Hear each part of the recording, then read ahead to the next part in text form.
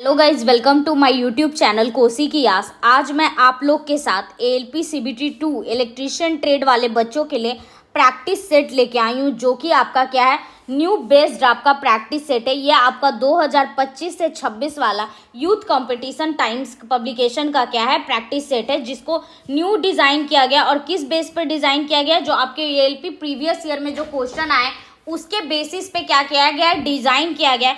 इसमें total 51 practice set है और हर प्रैक्टिस सेट में देखिए, हर प्रैक्टिस सेट में कितने टोटल 75 क्वेश्चन है। ठीक है, तो आपका 75 क्वेश्चन एक प्रैक्टिस सेट में और आपका पूरा ये प्रैक्टिस सेट 51 है, तो टोटल कितने हो गए, 3750 क्वेश्चन हो गए।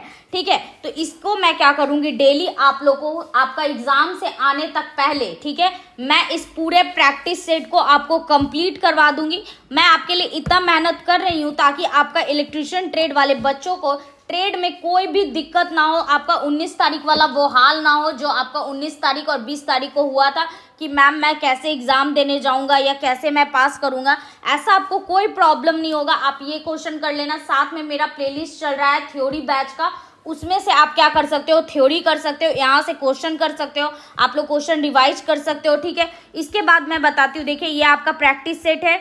ठीक है, ये अब फिर आप बात करते मेरा जो है क्या चल रहा है, शॉर्ट नोट्स का भी मैं क्या कर लाई हूँ, आपके लिए शॉर्ट नोट्स लेके आई हूँ इलेक्ट्रीशियन ट्रेड वाले बच्चों के लिए, जो कि कितने टॉपिक का है, तो आपका 30 टॉपिक का कितना है, शॉर्ट नोट्स है 30 टॉपिक है। ठीक है, इसमें आपको क्या मिला है, इसमें आपको क्या मिला है, जो भी इंपॉर्टेंट आपके ट्रेड के जो चैप्टर्स हैं इलेक्ट्रीशियन ट्रेड के, उनको क्या किया गया, जो बड़े बड़े चैप्टर हैं उनको 3 पेज में और जो छोटे छोटे चैप्टर हैं उनको 1.5 पेज में क्या किया गया, शॉर्ट नोट्स बनाया गया। ठीक है, आपको इसका वीडियो, इसका डेमो आपको कहाँ पे मिल जाएगा, इसी प्लेलिस्ट के आपको शुरू में क्या मिल जाएगा, इसका डेमो मिल जाएगा कि कैसा है शॉर्ट नोट्स, किस तरह से बनाया गया है, कैसे कैसे उसमें लिखा गया है, सारा वहाँ पे क्या हो जाएगा, मिल जाएगा। और आपको ये अगर शॉर्ट नोट्स चाहिए तो आप मेरे व्हाट्सअप नंबर 9430851094 पे क्या कर सकते हो, मैसेज करके ये शॉर्ट नोट्स क्या कर सकते हो, परचेज कर सकते हो। ठीक है, तो हम लोग स्टार्ट करते हैं। आपका प्रैक्टिस सेट नंबर 1, आपको बस इतना करना है, अगर मैं आपके लिए मेहनत कर रही हूँ तो आपको बस इतना करना है कि आप अपना कॉपी पेन लेके बैठो,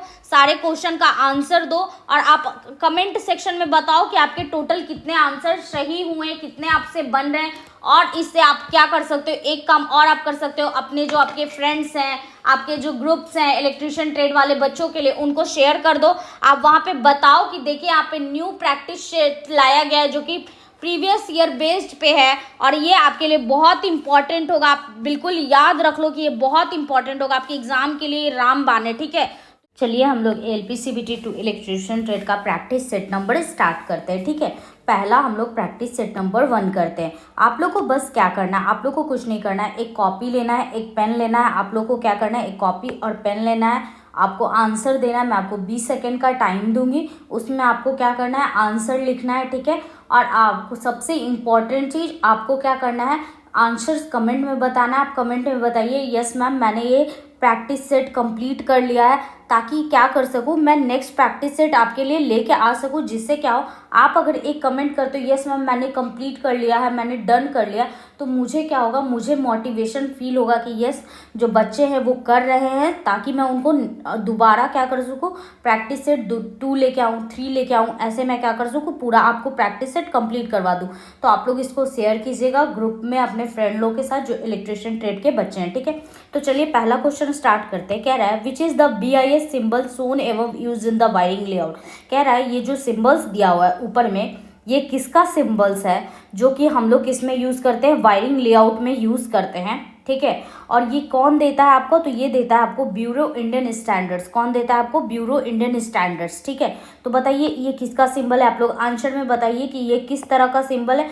तो ये जो सिंबल्स है आपका, ये किसका है, ये आपका सॉकेट आउटलेट 16 एम्पियर का है। किसका है, आपका सॉकेट आउटलेट 16 एम्पियर का सिंबल्स है। याद रखिएगा ये जो किस तरह का सिंबल्स है, ये आपका सॉकेट आउटलेट 16 एम्पियर का क्या है, सिंबल्स है। किसका सिंबल्स है, सॉकेट आउटलेट 16 एम्पियर का। ठीक है, नेक्स्ट क्वेश्चन पे चलते हैं। नेक्स्ट क्वेश्चन क्या कह रहा है, इन वायरिंग सिस्टम, जो आपका वायरिंग सिस्टम होता है, सबसे चीपेस्ट, आपका जो सबसे चीपेस्ट और ईजीएस्ट, सबसे चीपेस्ट और आपका ईजीएस्ट मेथड क्या है, तरीका क्या है आपका वायरिंग करने का। वायरिंग करने का सबसे ईजीएस्ट और चीपेस्ट तरीका क्या है आपका वायरिंग करने का। तो देखिए वायरिंग क्या होता है, वायरिंग मतलब मैम वायरिंग सिस्टम मतलब होता है जहाँ पे बहुत सारा तार हो, क्या हो, बहुत सारा तार का नेटवर्क हो और बहुत डिफरेंट डिफरेंट क्या हो एसेसरीज से क्या हो मैम जुड़े हो, और उनका जो सप्लाई हम लोग कहाँ से कर रहे हो, मीटर बोर्ड से।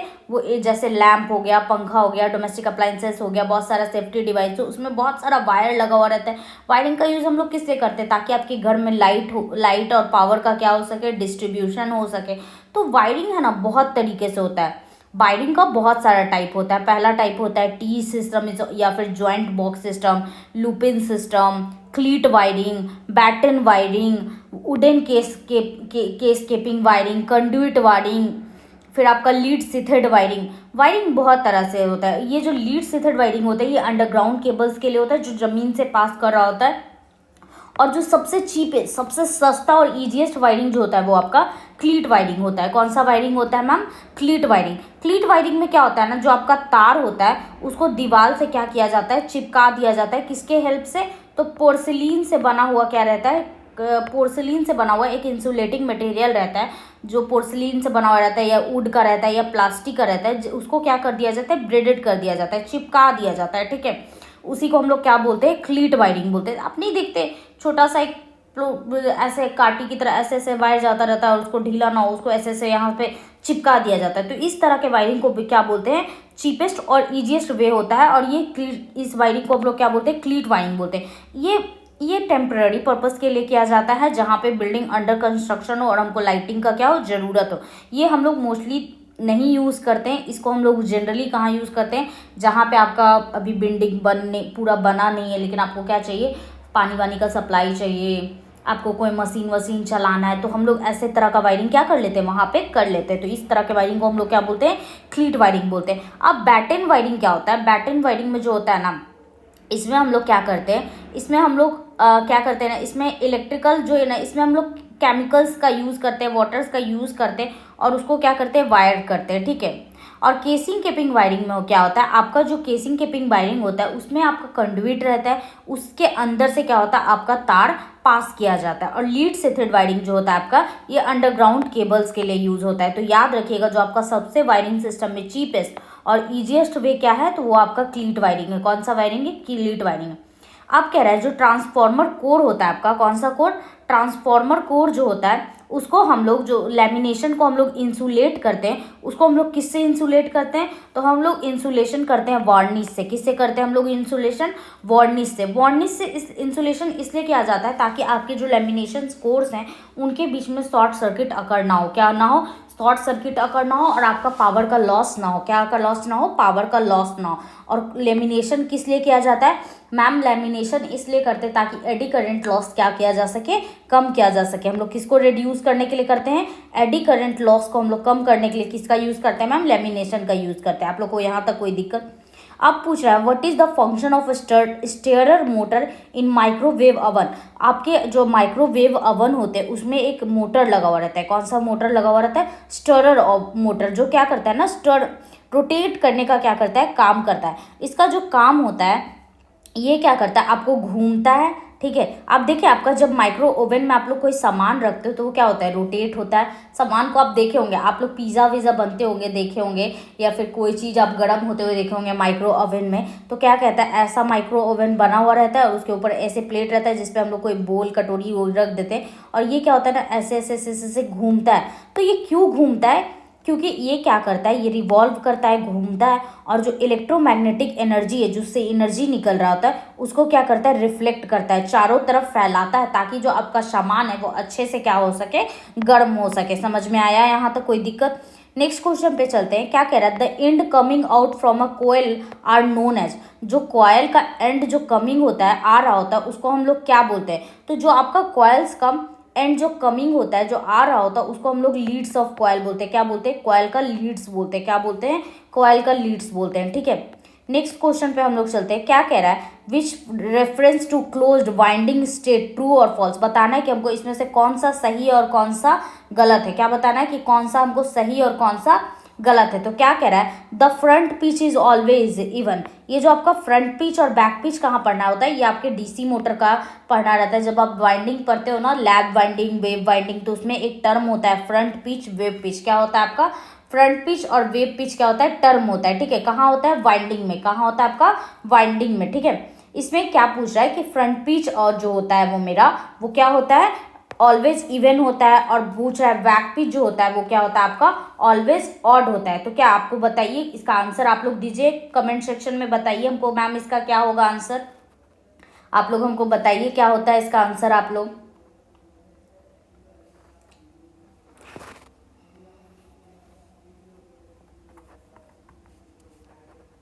लोग ने आंसर दे दिया। तो देखिए जो आपका फ्रंट पिच होता है वो क्या होता है, फ्रंट पिच कुछ नहीं होता है। फ्रंट पिच क्या होता है ना, हम लोग जब वाइंडिंग को कनेक्ट करते हैं ना, तो क्या होता है, जब ये जो स्पैन होता है, कॉइल होता है ना, उसके दो फ्रंट एंड को, कम्यूटेटर एंड जो ऐसे ऐसे बना हुआ रहता है, आपका क्या होता है ना, कम्यूटेटर सेगमेंट होता है। क्या होता है आपका, कम्यूटेटर सेगमेंट होता है। क्या होता है आपका, कम्यूटेटर सेगमेंट होता है, इस तरह से, ठीक है। मैं आपको बताती हूँ, ये आपका ऐसे कम्यूटेटर सेगमेंट होता है। क्या होता है आपका, कम्यूटेटर सेगमेंट होता है, जिसमें क्या होता है ना, ऐसे ऐसे, और आपका वाइंडिंग इस तरह से ऐसे ऐसे क्या होता है, कनेक्ट होता है। तो इस तरह के हम लोग पिच को क्या बोलते हैं, फ्रंट पिच बोलते हैं। बैक पिच क्या होता है, दो जो कॉइल होता है ना, उसके एडवांसेस को, उसके बैक जो होता है, पीछे का जो डिस्टेंस होता है, उसको हम लोग क्या बोल देते हैं, बैक पिच बोल देते हैं, ठीक है। तो जो फ्रंट पिच होता है आपका, जो फ्रंट पिच होता है वो क्या होता है आपका, फ्रंट पिच जो होता है वो हमेशा इवन नहीं होता है। ये बात क्या है आपका, गलत है। और जो बैक पिच होता है वो हमेशा ऑड होता है। ये बात क्या है आपका, सही है। तो फ्रंट पिच हमेशा इवन नहीं होता है, हमेशा इवन नहीं होता है। लेकिन जो बैक पिच होता है वो हमेशा क्या होता है आपका, ऑड होता है। तो इसका आंसर क्या हो जाएगा, 6 का ए। क्या हो जाएगा, 6 का ए, ठीक है। नेक्स्ट क्वेश्चन पे चलते, क्या कह रहा है, in single phase induction motor which of the following is correct if the stator is connected with an AC supply.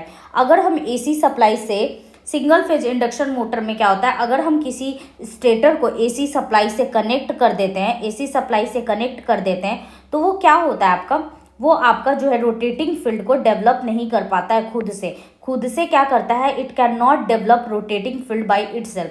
Single phase induction motor क्या होता है, अगर हम उसको स्टेटर से कनेक्ट कर देते हैं, विच of the following is correct, कौन सा करेक्ट है इसमें पूछा है। अगर आप स्टेटर को एसी सप्लाई से कनेक्ट कर देते हैं तो वो खुद ब खुद आपका आरएमएफ, जिसको हम लोग बोलते हैं रोटेटिंग मैग्नेटिक फील्ड, जनरेट नहीं कर पाता है। क्या नहीं कर पाता है, रोटेटिंग मैग्नेटिक फील्ड जनरेट नहीं कर पाता। नेक्स्ट क्वेश्चन पूछ रहा है, which motor can work on both AC and DC supply. ऐसा कौन सा मोटर है जो आपका एसी और डीसी सप्लाई दोनों पे काम करता है। तो जो आपका यूनिवर्सल मोटर है, यूनिवर्सल मोटर कहाँ मिलता है मैम, तो आपके मिक्सी में, आपके वॉशिंग मशीन में, ये सब में कहाँ होता है आपका, यूनिवर्सल मोटर होता है। और यूनिवर्सल मोटर जो होता है ये बहुत आवाज़ प्रोड्यूस करता है। क्या करता है, बहुत ही आवाज़ प्रोड्यूस करता है। और इसका यूज़ हम लोग एसी और डीसी दोनों जगह पे क्या कर सकते हैं, कर सकते हैं। और ये कैसा मोटर होता है, ये आपका सिंगल फेज मोटर होता है। इसको हम लोग एसी सीरीज मोटर भी बोलते हैं। क्या बोलते हैं, एसी सीरीज मोटर के भी नाम से ये जाना जाता है, ठीक है। ये बात याद रखिएगा। नेक्स्ट क्वेश्चन पूछ रहा है, the rotor which useful in high speed alternators. Speed जो आपका अल्टरनेटर्स होता है, जिसको हम लोग सिंक्रोनस जनरेटर भी बोलते हैं, उसमें जो रोटर होता है वो जो हाई स्पीड जनरेट करता है वो कौन सा होता है, तो वो आपका सिलेंड्रिकल पोल रोटर होता है। कौन सा रोटर होता है, रोटर दो तरह का होता है। एक होता है सैलिएंट पोल रोटर, जो हम लोग अल्टरनेटर में रोटर पढ़ते हैं, वो दो तरह का होता है। कौन कौन सा होता है, एक सैलिएंट रोटर होता है, सैलिएंट पोल रोटर जिसको बोलते हैं, और दूसरा होता है सिलेंड्रिकल पोल रोटर, जिसको हम लोग नॉन सैलिएंट पोल रोटर भी कहते हैं, ठीक है। जो आपका सैलिएंट पोल रोटर होता है वो हाई स्पीड नहीं, वो कांस्टेंट स्पीड प्रोड्यूस कर पाता है। लेकिन जो आपका सिलेंड्रिकल पोल रोटर होता है वो क्या कर पाता है, आपका हाई स्पीड क्या कर पाता है, प्रोड्यूस कर पाता है, ठीक है। नेक्स्ट क्वेश्चन क्या कह रहा है, the output rating of an alternator is expressed in. तो अल्टरनेटर का जो आउटपुट रेटिंग होता है, ये बहुत बार क्वेश्चन पूछता है, बहुत इंपॉर्टेंट है। जो आपका अल्टरनेटर और ट्रांसफॉर्मर, ठीक है, इन दोनों का जो आपका आउटपुट रेटिंग को जो हम लोग एक्सप्रेस करते हैं, वो किससे करते हैं, केवीए से करते हैं। किससे करते हैं, केवीए से। एचपी से हम लोग डीसी मोटर का करते हैं। किलोवाट क्या है आपका पावर का ऐसा यूनिट है। केवीआर किसका है, रिएक्टिव पावर का यूनिट है, ठीक है।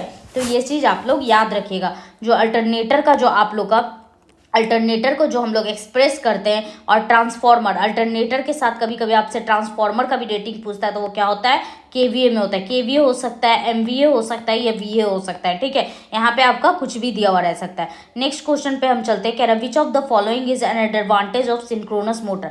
सिंक्रोनस मोटर का क्या एडवांटेज है आपसे पूछ रहा है। सिंक्रोनस मोटर का आपका क्या एडवांटेज है, ये आपसे क्या कर रहा है, पूछ रहा है। तो सिंक्रोनस मोटर जो होता है ना, वो मेरा कैसा मोटर है, तो मैम सबसे पहले तो ये एसी मोटर है। कैसा है मोटर, ये एसी सप्लाई पे आपका क्या काम करता है, ठीक है। तो जो आपका सिंक्रोनस मोटर है ना, ये आपको कांस्टेंट स्पीड प्रोवाइड करता है। क्या प्रोवाइड करता है, कांस्टेंट स्पीड प्रोवाइड करता है। कब, नो लोड से फुल लोड तक इसका स्पीड जो होता है क्या होता है, कांस्टेंट रहता है, ठीक है, कांस्टेंट रहता है, ठीक है। कोई दिक्कत है यहाँ तक। नेक्स्ट क्वेश्चन पे चलते हैं, कह रहा operating speed of synchronous motor can be change to a new fixed value. हम लोग किसी भी सिंक्रोनस मोटर का स्पीड को, जो ऑपरेटिंग स्पीड है उसको हम लोग कैसे चेंज कर सकते हैं, क्या हमको वैल्यू फिक्स करना पड़ेगा, क्या हमको नया वैल्यू क्या करना पड़ेगा, लगाना पड़ेगा। तो हम लोग जो कोई भी सिंक्रोनस मोटर है उसका अगर हमको स्पीड चेंज करना है तो हम लोग उसके क्या कर देंगे, फ्रीक्वेंसी को चेंज कर देते हैं। क्योंकि हम लोग एन एस बराबर क्या पढ़ते हैं मैम, एन एस बराबर पढ़ते हैं 120F/P। क्या पढ़ते हैं, 120F/P। एफ क्या है आपका, फ्रीक्वेंसी है, पी क्या है आपका, पोल है। तो अगर आप फ्रीक्वेंसी बढ़ाओगे तो आपका सिंक्रोनस स्पीड क्या होता है, बढ़ता है मैम। पोल बढ़ाओगे तो आपका सिंक्रोनस स्पीड क्या होता है, घटता है। तो हम लोग क्या कर सकते हैं, फ्रीक्वेंसी को चेंज करके हम लोग जो स्पीड है उसको क्या कर सकते हैं, चेंज कर सकते हैं। समझ में आया आप लोग को यहाँ तक। नेक्स्ट क्वेश्चन पे चलते हैं, क्या कह रहा है, which of the following application is used only for slip ring induction motor. जो स्लिप रिंग इंडक्शन मोटर का क्या एप्लीकेशन है, तो जो आपका स्लिप रिंग इंडक्शन मोटर होता है उसका जो काम होता है, क्या काम होता है उसका, आप लोग प्लीज कमेंट सेक्शन में बताइए किस लिए यूज करते हैं हम लोग।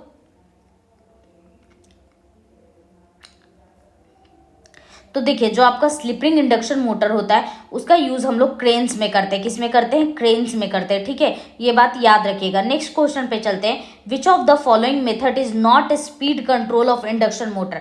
ऐसा कौन सा ऐसा मेथड है जिससे हम लोग इंडक्शन मोटर का स्पीड कंट्रोल नहीं कर सकते, क्या नहीं कर सकते, स्पीड कंट्रोल नहीं कर सकते। तो जो हम लोग का इंडक्शन मोटर है ना उसका स्पीड हम लोग को क्या करना पड़ता है, कंट्रोल करना पड़ता है अलग अलग पर्पस के लिए। तो हम लोग किस मेथड से स्पीड कंट्रोल नहीं कर सकते, तो हम लोग स्टेटर रेसिस्टेंस को कंट्रोल करके इंडक्शन मोटर का स्पीड कंट्रोल नहीं कर सकते। बाकी state voltage control, frequency control, rotor resistance control, इन सब के हेल्प से हम लोग क्या कर सकते हैं, स्पीड को कंट्रोल कर सकते हैं। लेकिन स्टेटर रेसिस्टेंस कंट्रोल मेथड से यूज करके हम लोग स्पीड नहीं कंट्रोल कर सकते किसका, इंडक्शन मोटर का, ठीक है। नेक्स्ट क्वेश्चन कह रहा है what is given represented in the given symbol. ये किसका सिंबल आपको दिया गया है, तो ये जो सिंबल है बताइए आप लोग किसका दिया गया है हमको। तो देखिए आपको दिख रहा है ये क्या है, ये आपका प्राइमरी वाइंडिंग है, ये आपका सेकेंडरी वाइंडिंग है और बीच में क्या है, इंसुलेशन है। तो ये आपके ट्रांसफार्मर का सिंबल है। कैसा सिंबल है आपका, ट्रांसफार्मर का, बस उल्टा बना दिया गया है। आप लोग ऐसे जानते होंगे। तो ये किसका सिंबल होता है, ये ट्रांसफार्मर का सिंबल होता है। किसका सिंबल होता है, ट्रांसफार्मर का। ये बात हमेशा याद रखिएगा, ठीक है। क्या देखिए मैंने बोला था ना कि हमेशा क्वेश्चन पूछता है the transformer rating are usually express. जो ट्रांसफार्मर का जो रेटिंग होता है उसको हम लोग कैसे एक्सप्रेस करते हैं, तो केवीए में। मैंने बताया था थोड़ी देर पहले। अल्टरनेटर का भी किस में करते हैं, केवीए में। एम्पियर किसका होता है मैम, करंट का। वोल्ट किसका होता है, वोल्टेज का। किलोवाट किसका होता है, पावर का। मैम यहाँ तक तो समझ में आ गया। कह रहा विच of the following is the curve for cumulative DC compound motor. तो डीसी कंपाउंड जो मोटर होता है उसमें जो हम लोग का ये जो कर्व, कौन सा लाइन आपका कर्व जो है रिप्रेजेंट कर रहा है डीसी कम्युलेटिव मोटर का।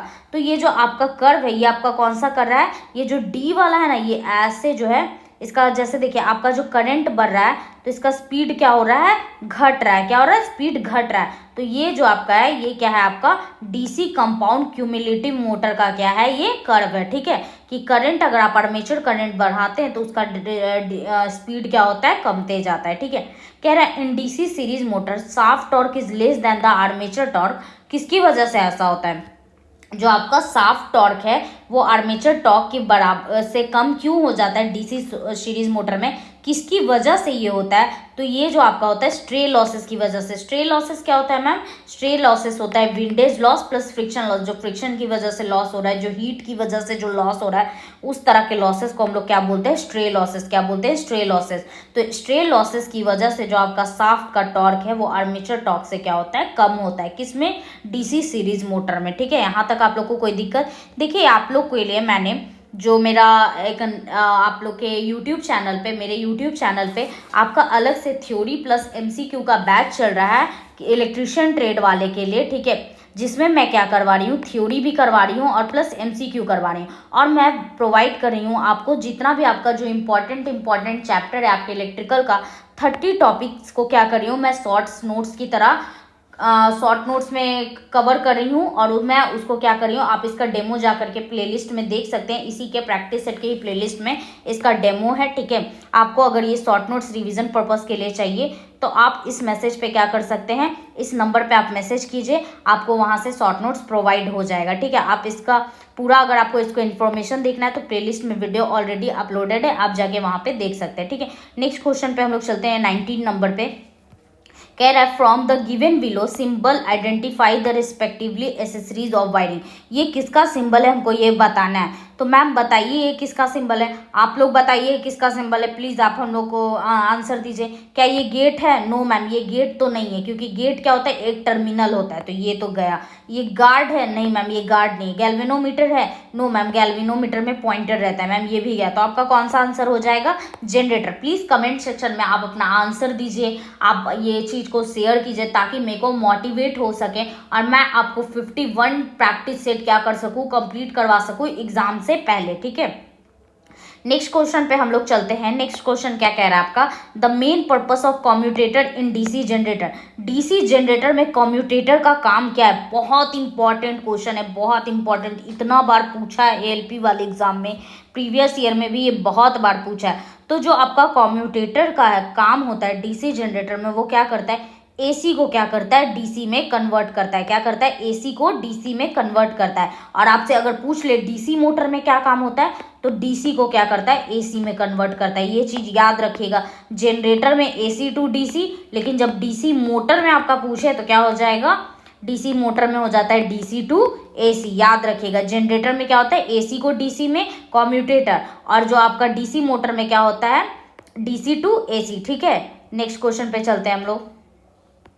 कह रहा है the communication protocol use for internet is, जो हम लोग कम्युनिकेशन का यूज करते हैं इंटरनेट के लिए, वो किसका यूज हम लोग करते हैं, तो हम लोग किसका यूज करते हैं, हम लोग टीसी या आईपी का करते हैं। किसके? जिसको हम लोग नहीं बोलते हैं IP address. Ma'am IP address पता चल जाता है तो हम बता सकते हैं कि मेरा कौन सा हैक किया, कौन क्या किया। हम लोग आईपी एड्रेस या टीसीपी के हेल्प से क्या कर सकते हैं, इंटरनेट से हम लोग कम्युनिकेशन प्रोटोकॉल का क्या करते हैं, यूज करते हैं, ठीक है।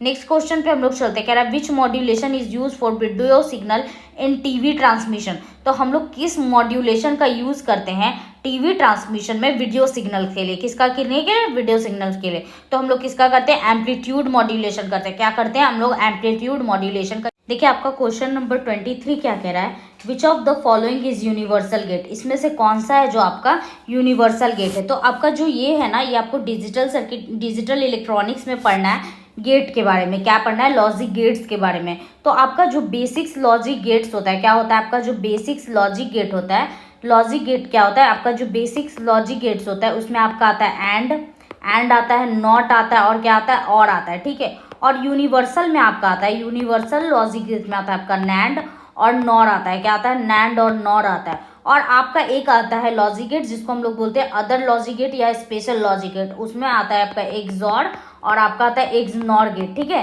यहाँ तक समझ में आ गया? तो देखिए आपका यूनिवर्सल कौन सा होता है, नैंड और नॉर होता है। बेसिक कौन कौन सा हो गया, एंड, नॉट और हो गया, ठीक है। और स्पेशल कौन सा हो गया मैम, एक्सॉर और इग्नोर हो गया। यस मैम, यहाँ तक तो कोई दिक्कत नहीं हमको समझने में। तो बताइए एंड और नॉट ये कैसा है मैम, ये बेसिक्स लॉजिक गेट है, ये बेसिक्स लॉजिक गेट है, ये बेसिक्स लॉजिक गेट है। तो आपका यूनिवर्सल लॉजिक गेट्स कौन सा हो जाएगा, तो आपका नैंड क्या हो जाएगा, यूनिवर्सल लॉजिक गेट। और एक और कौन होता है, तो एक आपका नैंड और नॉर होता है। तो ये बात याद रख लीजिएगा, ऑप्शन में नॉर भी दे सकता है, कभी कभी नैंड भी दे सकता है। और आपका एंड और नॉट ये कैसा लॉजिक गेट है मैम, तो ये जो है आपका लॉजिक गेट है, ये आपका कैसा है मैम, तो ये जो लॉजिक गेट है ये मेरा बेसिक्स लॉजिक गेट है। कौन सा लॉजिक गेट है आपका, बेसिक्स लॉजिक गेट है, ठीक है। नेक्स्ट क्वेश्चन पे चलते हैं हम लोग। 24 नंबर क्या कह रहा है, operation in SCR is control by. तो एससीआर क्या है आपका, इसको हम लोग बोलते हैं सिलिकॉन कंट्रोल रेक्टिफायर। क्या बोलते हैं हम लोग, इसको बोलते हैं सिलिकॉन कंट्रोल रेक्टिफायर या फिर हम लोग इसको थायरिस्टर के नाम से भी जानते हैं। क्या जानते हैं? थायरिस्टर के भी नाम से हम लोग जानते हैं, ठीक है। तो इसका हम लोग जो ऑपरेशन है वो हम लोग कैसे कंट्रोल्ड करते हैं, तो इसका आप लोग आंसर दीजिए, मेरे को कमेंट सेक्शन में बताइए। तो इसमें हम लोग इसका जो इसको हम लोग कंट्रोल करते हैं वो हम लोग गेट से कंट्रोल करते हैं। कौन से टर्मिनल से कंट्रोल करते हैं? गेट टर्मिनल से हम लोग SCR को क्या करते हैं? कंट्रोल करते हैं, ठीक है। नेक्स्ट क्वेश्चन क्या कह रहा है? Which of the following is not true characteristic of MOSFET.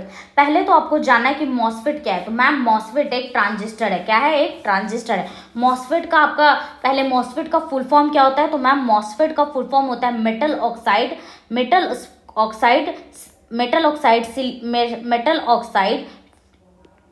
Semiconductor field effect transistor. क्या होता है? Metal oxide semiconductor field effect transistor. Yes ma'am, यहाँ तक तो समझ में आ गया।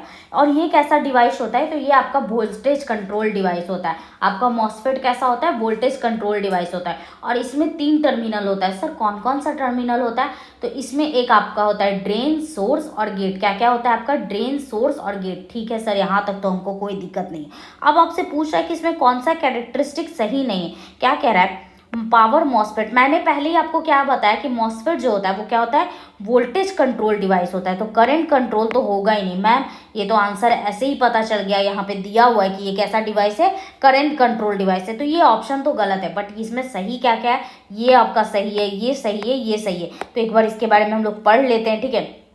तो क्या बोल रहा है? पावर मॉसफेट जो होता है उसका मेजॉरिटी चार्ज कैरियर पे क्या करता है? एग्जिबिट करता है। और इसका स्विचिंग स्पीड क्या होता है? बहुत ही हाई होता है। यस मैम, ये बात सही है। मॉसफेट जो होता है बहुत ही स्मॉल करंट पे भी क्या कर लेता है? स्विच कर लेता है। और ये सिंपल गेट डिराइव रिक्वायरमेंट्स है। और इसमें बहुत इजी गेट्स आप इससे क्या कर सकते हैं? डिराइव कर सकते हैं। और इसका इनपुट इम्पिडेंस जो होता है बहुत हाई होता है। क्या होता है? हाई। सबसे ज़्यादा इनपुट इम्पिडेंस मॉसफेट का ज़्यादा होता है, फिर आपका जेफेट का होता है, और सबसे कम आपका BJT ट्रांजिस्टर का इनपुट इम्पिडेंस होता है, ठीक है। यस मैम, समझ में आ गया मेरे को ये क्वेश्चन। पूछ रहा है नेक्स्ट क्वेश्चन कह रहा है Barkhausen criteria for oscillation is applicable to. ये जो बार्क हुसैन क्राइटेरिया ऑसिलेशन के लिए किस पे एप्लीकेबल होता है? किस पे लागू होता है? तो ये जो आपका लागू होता है ये आपका साइनोसॉइडल ऑसिलेटर्स के लिए होता है। किसके लिए होता है? साइनोसॉइडल ऑसिलेटर्स के लिए, ठीक है। नेक्स्ट क्वेश्चन पे हम चलते हैं। कह रहा है which of the following statement is correct about the digital storage oscilloscope. कौन सा आपका जो करेक्ट स्टेटमेंट है वो डिजिटल स्टोरेज ऑसिलोस्कोप के लिए सही है? तो बताइए, आप लोग इसका आंसर कीजिए। तो जो आपका डिजिटल स्टोरेज ऑसिलोस्कोप होता है इसका जो ऑपरेटिंग स्पीड होता है वो बहुत ही लो होता है। क्या होता है? बहुत ही लो होता है, ठीक है। समझ में आया? नेक्स्ट क्वेश्चन पे हम लोग चलते हैं। कह रहा है which of the following amplifier is used in radio receivers in 20 kilohertz to 3 megahertz range. हम लोग कौन सा ऐसा एम्पलीफायर है जिसको यूज करते हैं कहाँ? रेडियो रिसीवर्स में, जहाँ पे रेंज कितना होता है फ्रीक्वेंसी का? 20 किलोहर्ट्ज से 3 मेगाहर्ट्ज तक। तो वो कौन सा आपका इंसुलेटर होता है आपका? तो वो आपका जो इंसुलेटर होता है वो आपका RF एम्पलीफायर होता है। सॉरी, कौन सा एम्पलीफायर होता है आपका?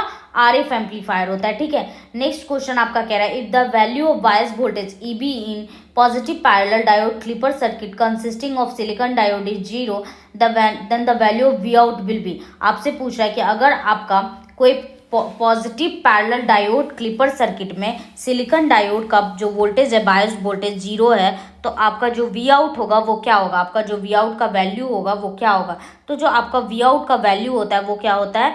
प्लस EB प्लस 0.7 वोल्ट होता है। क्योंकि आप क्या करोगे, आपका जो ये बायस वोल्टेज है उसका, और जो आपका ये 0.7 क्या होता है? सिलिकॉन डायोड का क्या होता है आपका? ये नी वोल्टेज होता है। क्या होता है आपका? नी वोल्टेज होता है, ठीक है। ये बात हमेशा याद रखना। नेक्स्ट क्वेश्चन क्या कह रहा है? ये आपका दिया हुआ है CV and VV। Ma'am CV क्या होता है? तो CV होता है कंडक्शन बैंड और VV क्या होता है? Balance band. यस मैम, समझ में आ गया। And then the energy band diagram, और ये क्या है आपका? ये फॉरबिडन एनर्जी गैप है। क्या है ये आपका?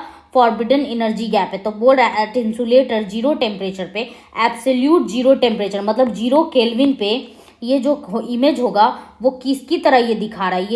ये इमेज है जो ये किसको बता रहा है? ये किसका इमेज है?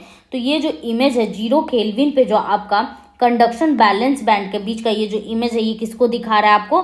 तो ये आपके इंसुलेटर को दिखा रहा है। किसको दिखा रहा है? इंसुलेटर को। क्योंकि देखिए इसमें कंडक्शन बैंड और बैलेंस बैंड के बीच का ये क्या है? गैप है। क्या है? गैप है। और 0 केल्विन टेम्परेचर पे जो आपका सेमीकंडक्टर होता है वो बिल्कुल इंसुलेटर की तरह क्या करता है? बिहेव करता है, ठीक है।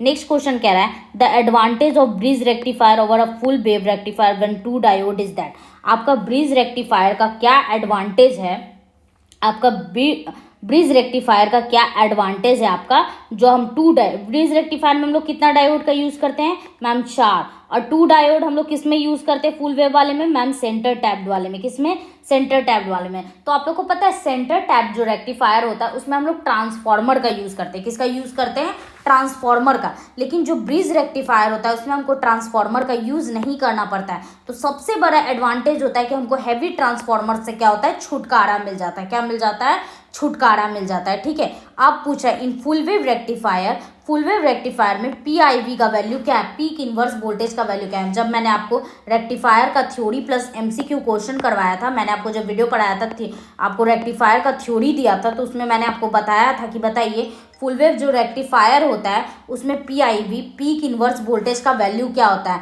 तो आप लोग का आंसर दीजिए कमेंट सेक्शन में, बताइए हमको क्या होता है PIV का वैल्यू बताइए फुल वेव रेक्टिफायर के लिए कितना होता है मैम। PIV का जो वैल्यू होता है फुल वेव रेक्टिफायर के लिए वो कितना होता है 2 VM होता है, कितना होता है 2 × VM। VM क्या होता है मैक्सिमम वोल्टेज, क्या होता है मैम मैक्सिमम वोल्टेज, ठीक है समझ में आया। कह रहा है which type of diode controls the voltage of a particular current. बताइए वोल्टेज कंट्रोलर डायोड कौन सा है आपका मैम वोल्टेज कंट्रोलर डायोड। आप डायोड पढ़ाई थी उसमें बताई थी जो मेरा वोल्टेज कंट्रोल जो करता है वो कौन सा करता है जेनर डायोड करता है। कौन करता है आपका जेनर डायोड करता है, कौन करता है आपका जेनर डायोड करता है। और ये किस बाइसिंग पे काम करता है मैम, ये रिवर्स बाइसिंग पे काम करता है। कौन से बाइसिंग पे काम करता है रिवर्स बाइसिंग पे काम करता है। समझ में आया, यस मैम समझ में आ गया।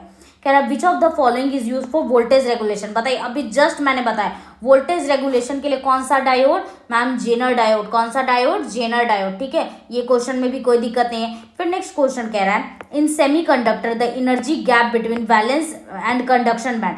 तो मैंने आपको पढ़ाया था जो आपका सेमीकंडक्टर होता है उसमें एनर्जी गैप जो होता है वैलेंस बैंड और कंडक्शन बैंड के बीच में कितना कितना होता है मैम। कंडक्टर्स के लिए आपने बताया था 0 इलेक्ट्रॉन वोल्ट, किसके लिए कंडक्टर्स के लिए 0 इलेक्ट्रॉन वोल्ट, और फिर इंसुलेटर के लिए 100 इलेक्ट्रॉन वोल्ट, और जो सेमीकंडक्टर्स होता है उसका जो एनर्जी बैंड गैप होता है वो कितना होता है तो आपका 1 इलेक्ट्रॉन वोल्ट होता है। कितना होता है 1 इलेक्ट्रॉन वोल्ट, और ओवरलैप्ड कर गया मतलब वो आपका सुपर कंडक्टर है। क्या है आपका सुपर कंडक्टर, ठीक है। नेक्स्ट क्वेश्चन क्या कह रहा है if there is temperature rise in insulator. अगर हम इंसुलेटर में टेम्परेचर बढ़ाते हैं तो जो आपका रेसिस्टेंस होगा वो इंसुलेटर का क्या होगा बताइए। ये क्वेश्चन भी मैंने आपको ये थ्योरी में जब मैं आपको डायोड पढ़ा रही थी, जब मैं आपको सेमीकंडक्टर पढ़ा रही थी तो मैंने ये क्वेश्चन करवाया था कि जो आपका जब इंसुलेटर में हम टेम्परेचर राइज करते हैं तो उसमें रेसिस्टेंस क्या होता है। तो ये जो रेसिस्टेंस होता है आप लोग आंसर दीजिए कमेंट सेक्शन में, बताइए क्या होता है। तो मैम जो मेरा टेम्परेचर अगर हम इंसुलेटर या सेमीकंडक्टर में बढ़ाते हैं तो मेरा रेसिस्टेंस क्या होता है मैम घटता है। क्या होता है रेसिस्टेंस घटता है, और कंडक्टिविटी क्या होता है बढ़ता है। क्या होता है कंडक्टिविटी बढ़ता है। तो रेसिस्टेंस क्या होगा आपका डिक्रीज करेगा। क्या होगा डिक्रीज करेगा। ऐसा क्यों होता है मैम, तो क्योंकि आपके टेम्परेचर बढ़ाने से क्या होता है कोवैलेंट बॉन्ड सेमीकंडक्टर में ब्रेक होता है, और इंसुलेटर में भी क्या होता है रेसिस्टेंस क्या होता है घटता है, और कंडक्टर में जस्ट इसके अपोजिट होता है। अगर आप टेम्परेचर बढ़ाइएगा तो रेसिस्टेंस क्या होगा बढ़ेगा, ठीक है। नेक्स्ट क्वेश्चन पे हम लोग चलते हैं 37 नंबर पे।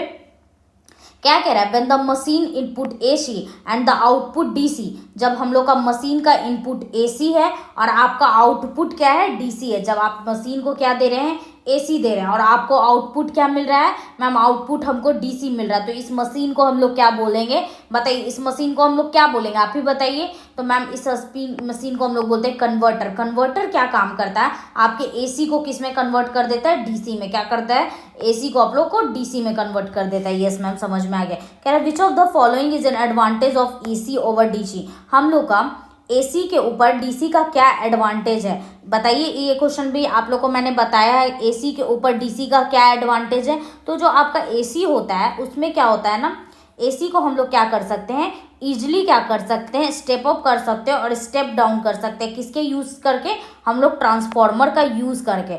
हम लोग AC का यूज़ किस लिए करते हैं, हम लोग AC के वैल्यू को क्या कर सकते हैं बढ़ा सकते हैं और क्या कर सकते हैं घटा सकते हैं। क्यों मैम हम लोग किसका यूज़ करके। आप लोग देखे होंगे जब आप लोग जब ट्रांसमिशन में पढ़े होंगे तो जो आपका लाइन आता है ना वो आपका सबसे पहले तो आपका आता है आपका जो शुरू में सबसे पहले जब पावर जहाँ से जनरेट होता है वहाँ से आपका आता है, वहाँ पे जनरेट होता है आपका 11 kV का, यस मैम 11 किलो वोल्ट का वोल्टेज जनरेट होता है। उसको जब ट्रांसफर किया जाता है तो 33 kV या फिर 66 kV ये सब में किया जाता है। फिर जब आपका घर के पास होता है तो फिर उसको सेकेंडरी ट्रांसमिशन डिस्ट्रीब्यूशन के पास में उसको 11 kV किया जाता है। फिर जब आपके घर के पास भेजा जाता है तो उस 11 kV को भी क्या किया जाता है, स्टेप डाउन किया जाता है। कितने kV में? आप जो घर पे यूज करते हो वो 230 वोल्टेज, या फिर जो कमर्शियल लोग करते हैं वो 400 वोल्टेज तक। तो क्या कर रहा है, एसी है इसलिए हम उसको क्या वैल्यू को क्या कर रहे हैं, बढ़ा रहे हैं और क्या कर रहे हैं, घटा रहे हैं। क्या कर रहे हैं, वैल्यू को बढ़ा रहे हैं और घटा रहे हैं। इसीलिए एसी को हम लोग क्या कर सकते हैं, इजिली बढ़ा सकते हैं और घटा सकते हैं, बट डीसी के साथ ऐसा कोई केस नहीं है। इसीलिए हम इसका आंसर क्या हो जाएगा, मेरा सी आंसर हो जाएगा। AC can be easily stepped up step down using transformer. इसलिए हम लोग किसका यूज करते हैं, एसी करंट ये सब का यूज कर सकते हैं। किसका यूज कर सकते हैं, एसी का यूज करते हैं डीसी के कंपैरिजन में। ठीक है, कह रहा है which of the following is incorrect for inductive type tachometer comparing to other. आपका जो इंडक्टिव टाइप टेकोमीटर है उसमें ये कौन सा इसमें जो दिया हुआ है स्टेटमेंट गलत है अदर के कंपैरिजन में। तो आपका जो इंडक्टिव टाइप टेकोमीटर है, टेकोमीटर का काम क्या होता है मैम, स्पीड को क्या करता है, मेजर करता है। क्या करता है, स्पीड को मेजर करता है। तो आपका टेकोमीटर का क्या यहाँ पे गलती दिया हुआ है, क्या डिसएडवांटेज दिया हुआ है, बताइए क्या गलत यहाँ पे स्टेटमेंट दिया। तो क्या बोल रहा है, टेकोमीटर जो इंडक्टिव टेकोमीटर जो है स्मॉल स्पीड को मेजर करता है। नहीं, टेकोमीटर जो है बहुत ही फास्ट स्पीड को भी क्या कर सकता है, मेजर कर सकता है। इंडक्टिव टाइप टेकोमीटर जो होता है फास्ट स्पीड को भी क्या कर सकता है, मेजर कर सकता है। तो ये स्टेटमेंट आपका क्या है, गलत है। ठीक है, नेक्स्ट क्वेश्चन कह रहा है in AC RL series circuit voltage V leads the current by and angle phi the power factor of is. Power factor क्या होता है, पीएफ बराबर होता है मैम कॉस फाई। क्या होता है, कॉस कोसाइन ऑफ एंगल होता है। जो वोल्टेज और करंट के बीच में जो एंगल्स होता है वो क्या होता है, कोसाइन होता है। क्या होता है, कोसाइन होता है। क्या हो जाएगा इसका, कॉस फाई। मैंने जब ऐसी सर्किट आपको पढ़ाया था ये आंसर आपको बताया था। क्या हो जाएगा, cos phi of the angle हो जाएगा। ठीक है, कह रहा है in 6 phase supply system the voltage are separated from each other.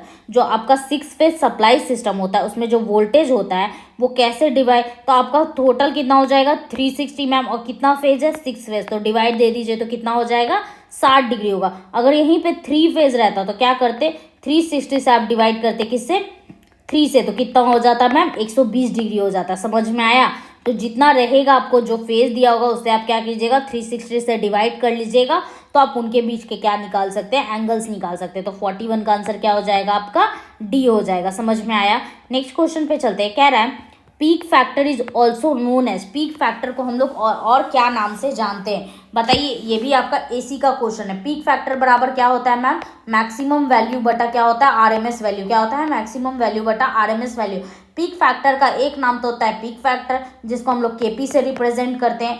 एक वैल्यू होता है, आप एक और नाम होता है जिसको हम लोग क्रेस्ट फैक्टर भी बोलते हैं, और एक और नाम होता है जिसको हम लोग क्या बोलते हैं, आप लोग कमेंट सेक्शन में बताइए। इसको हम लोग एम्पलीट्यूड फैक्टर के भी नाम से जानते हैं। कौन से फैक्टर के नाम से जानते हैं, एम्पलीट्यूड फैक्टर के नाम से भी जानते हैं। यस मैम, समझ में आ गया। नेक्स्ट क्वेश्चन पे चलते हैं, कह रहा है which rule is find the direction of induced current when conductor moves in magnetic field. जब आपका कंडक्टर मैग्नेटिक फील्ड्स में मूव करेगा तो हम लोग करंट का जो डायरेक्शन है वो कैसे निकालते हैं, करंट का डायरेक्शन हम लोग कैसे निकालते हैं, तो हम लोग फ्लेमिंग्स राइट हैंड रूल का यूज करते हैं। और right hand right hand rule कहाँ यूज होता है, तो राइट हैंड रूल जनरेटर के लिए भी यूज किया जाता है। और लेफ्ट हैंड रूल कहाँ यूज किया जाता है मैम, मोटर के लिए यूज किया जाता है। फ्लेमिंग्स राइट हैंड रूल से हम लोग क्या कर सकते हैं, जब मेरा कोई कंडक्टर मैग्नेटिक फील्ड में क्या करता है, मूव करता है, तो उसमें जो करंट इंड्यूस होता है उसको हम लोग कैसे निकाल सकते हैं मैम, कैसे पता लगा सकते हैं, फ्लेमिंग्स राइट हैंड रूल से। किससे, फ्लेमिंग्स राइट हैंड रूल से। यस मैम, समझ में आ गया। कह रहा है रिलक्टेंस का यूनिट क्या होता है, रिलक्टेंस का क्या काम करता है, रिलक्टेंस जो आपका या अब आपके जो मैग्नेटिक फील्ड है या फिर जो मैग्नेटिक फ्लक्स है उसको क्या करता है, उसके फ्लो को अपोज करता है, उसके फ्लो को क्या करता है, रोकता है। रिलक्टेंस बिल्कुल दम सिमिलर होता है रेजिस्टेंस की तरह। रिलक्टेंस आप मैग्नेटिक सर्किट में पढ़ते हैं और रेजिस्टेंस कहाँ पढ़ते हैं आप, इलेक्ट्रिकल सर्किट में। यस मैम, समझ में आ गया। तो रिलक्टेंस का जो ऐसा यूनिट होता है, जो यूनिट होता है वो क्या होता है आपका, जो रिलक्टेंस का यूनिट होता है वो होता है आपका एम्पियर टर्न्स बटा वेबर। क्या होता है, एम्पियर टर्न्स बटा वेबर। क्यों होता है, रिलक्टेंस का फॉर्मूला होता है, रिलक्टेंस को हम लोग एस से डिनोट करते हैं और इसका फॉर्मूला होता है एमएमएफ बटा एमएमएफ बटा फ्लक्स होता है, और एमएमएफ का क्या होता है, एम्पियर इंटू टर्न होता है। एमएमएफ का फॉर्मूला होता है एन इंटू आई, एन मतलब हो गया टर्न और आई मतलब हो गया करंट, तो क्या हो जाएगा, एम्पियर टर्न, और फ्लक्स का होता है वेबर, क्या होता है, फ्लक्स का वेबर। तो इसका आंसर क्या हो जाएगा, तो इसका आंसर हो जाएगा ampere turn weber, ampere turn बटा वेबर। ठीक है, समझ में आया। अब नेक्स्ट क्वेश्चन कह रहा है, जब आपका lead acid battery fully charge रहेगा, it releases that at cathode and dash at the anode. ये आपके कैथोड पे क्या रिलीज करेगा और आपके एनोड पे क्या रिलीज करेगा। तो जब आपका lead acid battery fully charge रहता है, लीड एसिड बैटरी आपका कैसा बैटरी है मैम, ये सेकेंडरी बैटरी है। कैसा बैटरी है आपका, ये सेकेंडरी बैटरी है। और इसमें हम लोग इलेक्ट्रोलाइट के रूप में क्या यूज़ करते हैं मैम, तो इलेक्ट्रोलाइट के रूप में हम लोग इसका H2SO4 का यूज़ करते हैं। इसमें जो एनोड और कैथोड होता है वो किससे, आपका जो इलेक्ट्रोलाइट्स होता है वो किससे बना हुआ रहता है मैम, Pb से और PbO2 से बना हुआ रहता है। किस से बना हुआ होता है, एनोड जो होता है आपका PbO2 से, और कैथोड जो होता है वो Pb से बना हुआ रहता है, लेड से। ठीक है, और जब ये लीड एसिड बैटरी आपका जब फुल्ली चार्ज रहता है, तो ये जो आपके कैथोड पे क्या रिलीज करता है, कैथोड पे हाइड्रोजन रिलीज करता है, और एनोड पे क्या रिलीज करता है, ऑक्सीजन रिलीज करता है। ठीक है, क्या रिलीज करता है, कैथोड पे हाइड्रोजन और एनोड पे ऑक्सीजन। ये बात हमेशा याद रखिएगा। ठीक है, अब कह रहा है जो आपका स्टोरेज है बैटरी का, उसको हम लोग किससे मेजर करते हैं, कैपेसिटी जो होता है बैटरी का, जो कैपेसिटी स्टोरेज होता है उससे हम लोग किससे मेजर करते हैं, तो हम लोग उसको एम्पियर आवर से मेजर करते हैं। आप लोग देखें, आप लोग को बोला जाता है कि जो आपका फ़ोन है वो 6000 mAh का है। mAh का मतलब क्या होता है, मिली एम्पियर आवर। ठीक है, 6000 मिली एम्पियर आवर, मतलब 1 घंटा में आपका ये जो बैटरी कैपेसिटी कितना देगा, 6000 मिली एम्पियर देगा। कितना देगा, 6000 मिली एम्पियर। ठीक है, नेक्स्ट क्वेश्चन पे चलते हैं। क्या कह रहा है, आइसोलेटर। आपका आइसोलेटर क्या होता है मैम, बताइए आइसोलेटर क्या होता है, बताइए आप लोग हमको आंसर दीजिए। आइसोलेटर क्या होता है, कमेंट सेक्शन में जल्दी जल्दी बताइए आइसोलेटर क्या होता है, जल्दी से, आपके पास 20 सेकेंड है, जल्दी बताइए आइसोलेटर क्या होता है। तो आइसोलेटर क्या होता है आपका, ये क्या होता है ना, इसका हिंदी होता है विलग्नक। क्या होता है, विलग्नक। इसका काम क्या होता है ना, ये आपके सर्किट को आइसोलेट करने का काम करता है। क्या करता है, आइसोलेट। और जो आइसोलेटर होता है ये एयर स्विच होता है, जिसको हम लोग कैसे ऑपरेट करते हैं, हम लोग इसको मैनुअली ऑपरेट करते हैं। कैसे ऑपरेट करते हैं, मैनुअली ऑपरेट करते हैं। ठीक है, नेक्स्ट क्वेश्चन कह रहा है MCCB का फुल फॉर्म बताइए।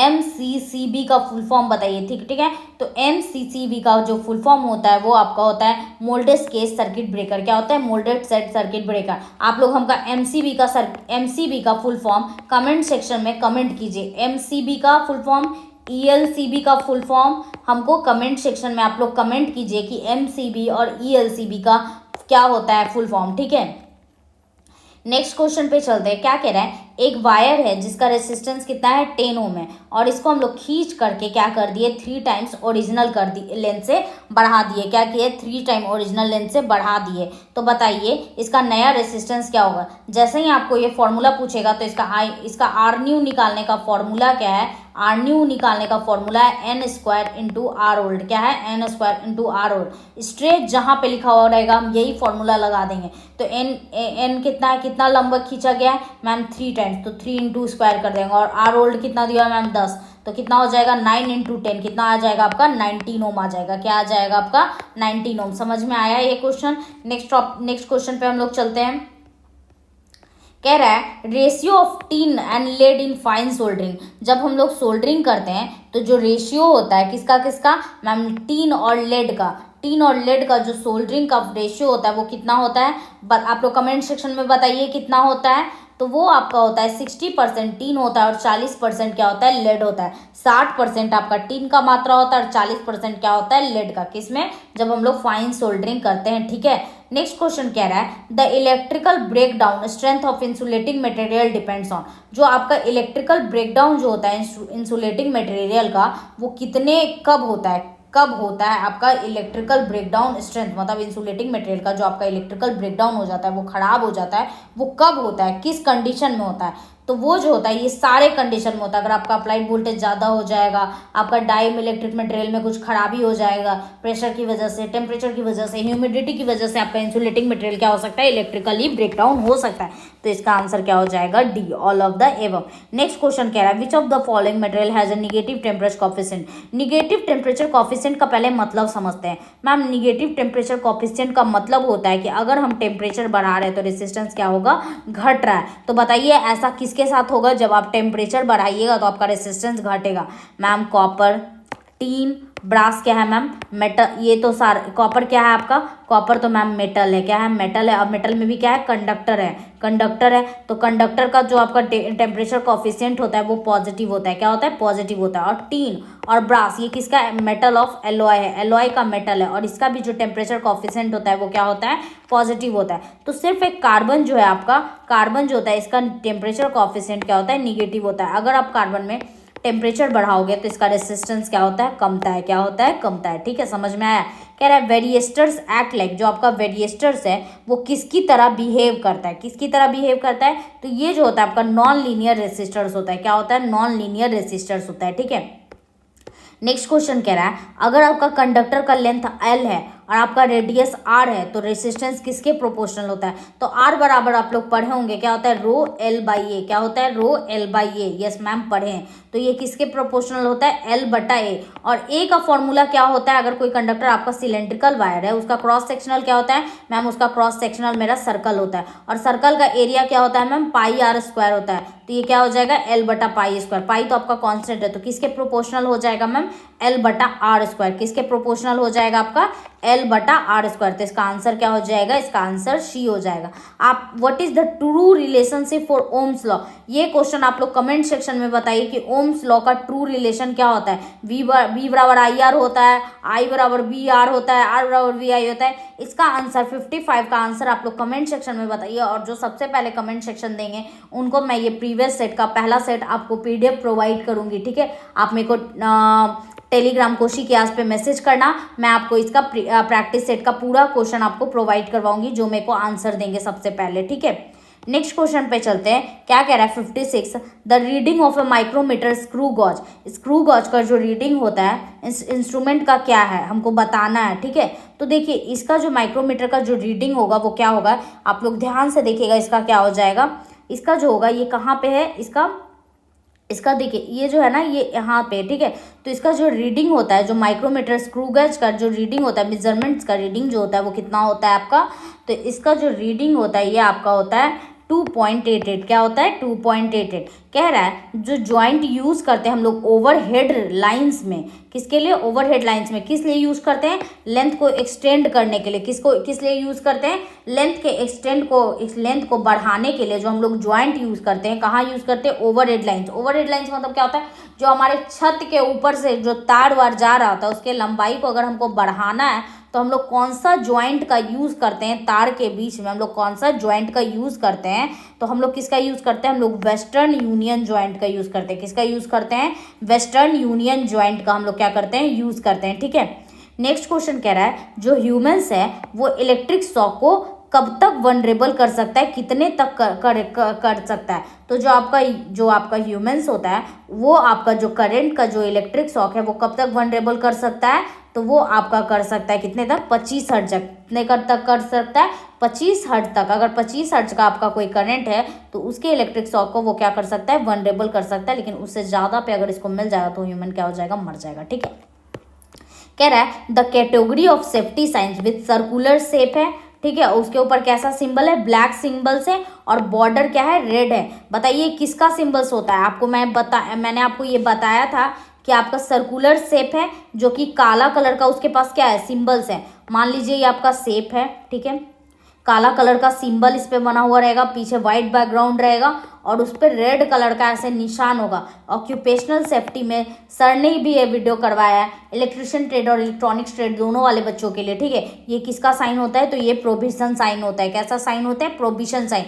प्रोविजन साइन का मतलब होता है जिसको नहीं करना है, बिल्कुल क्या है, आपको मना है, क्या है, आपको मना है। ठीक है, नेक्स्ट क्वेश्चन कह रहा है which of the following protects a cable against mechanical injury. जो आपका जो केबल है उसको मैकेनिकल इंजरी से कौन बचाता है, जो आपका केबल है उसको मैकेनिकल इंजरी से कौन बचाता है, तो वो आपको आर्मरिंग बचाता है। कौन बचाता है, आर्मरिंग बचाता है। आर्मरिंग मतलब मैम, तो आर्मरिंग जो होता है ना उसको क्या करता है ना, उस जो अंडरग्राउंड केबल्स होता है उस पर कोई मैकेनिकल डैमेज ना हो सके, मैकेनिकल डैमेज से क्या करता है, बचाता है। ठीक है, क्या करता है, बचाता है। ठीक है, नेक्स्ट क्वेश्चन पे हम लोग चलते हैं। कह रहा है what is the expansion for XLPE cable.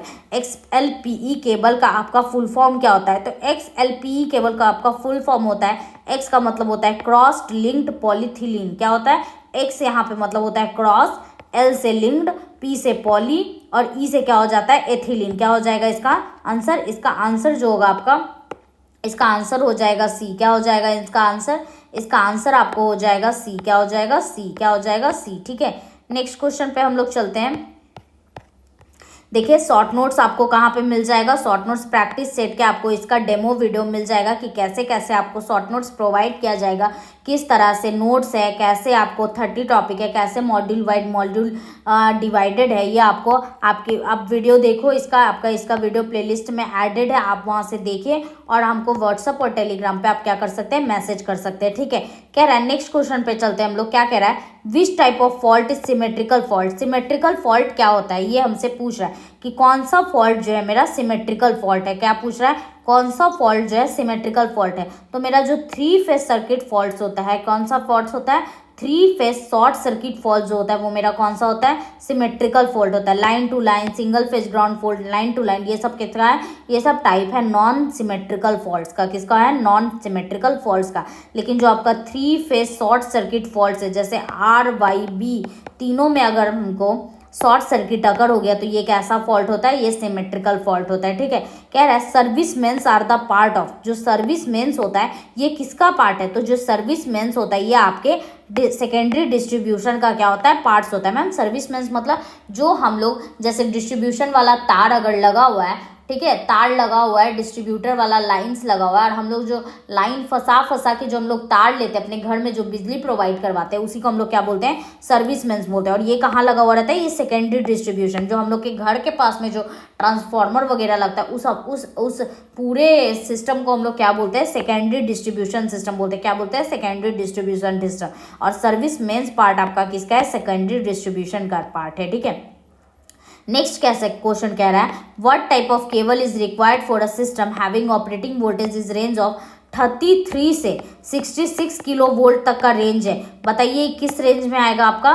33 से 66 किलो वोल्टेज को हम लोग किस रेंज में बोलते हैं? किस रेंज में बोलते हैं बताइए। और इसमें हम लोग किस तरह का केबल का यूज़ करते हैं? मैम तो जो आपका 33 वाला जो होता है ये मेरा एक्स्ट्रा हाई टेंशन केबल हम लोग यूज़ करते हैं। क्या यूज़ करते हैं हम लोग इसके लिए? एक्स्ट्रा हाई टेंशन केबल्स का यूज़ करते हैं। कौन से वोल्टेज के लिए मैम? 33 kV से 66 kV, क्योंकि ये बहुत हाई वोल्टेज है। क्या है? बहुत हाई वोल्टेज है। कह रहा है pin insulator are normally use for. जो हम लोग पिन इंसुलेटर्स का जो यूज़ करते हैं हम लोग कहाँ पे यूज़ करते हैं मैम? तो पिन इंसुलेटर का जो हम लोग यूज़ करते हैं वो 33 kV तक का यूज़ करते हैं। कहाँ तक यूज़ करते हैं? 33 किलो वोल्ट तक का जो हम लोग वोल्टेज रहता है उसमें हम लोग कौन सा इंसुलेटर का यूज़ करते हैं? पिन।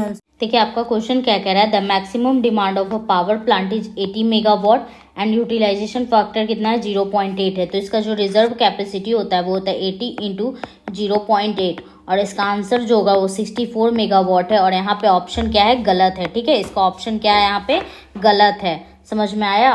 तो इसका आंसर क्या हो जाएगा मेरा? इसका आंसर जो हो जाएगा मेरा वो हो जाएगा 64 मेगावाट। ठीक है, यहाँ तक कोई दिक्कत आप लोग को समझने में?